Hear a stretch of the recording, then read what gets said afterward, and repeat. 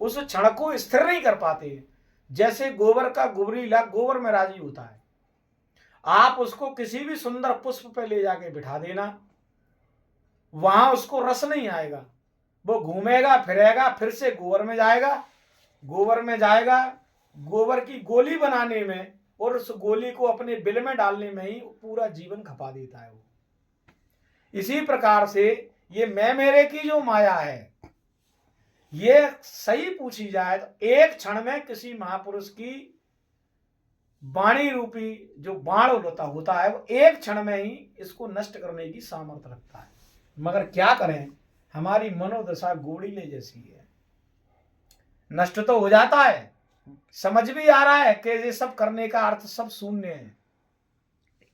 जो भी हम संसार में कर रहे हैं, मैं मेरे को ध्यान में रखते हुए ये सब शून्य है।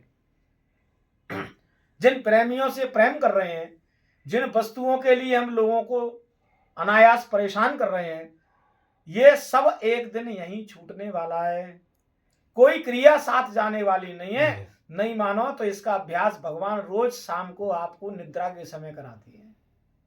तो जब कोई जाने वाला ही नहीं है, जब कोई हमारे लिए जीने मरने वाला ही नहीं है, हमारे जाने के बाद हमको 15 दिन तक कोई याद करने वाला ही नहीं है, तो ऐसे जगत के में भी क्या अपने दिमाग को उलझाना।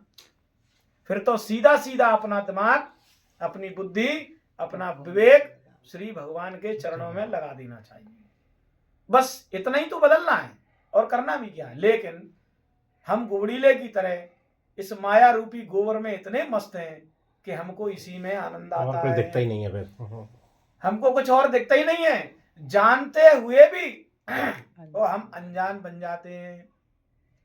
फिर ये अनजानापन अंत में जाके टूटता है।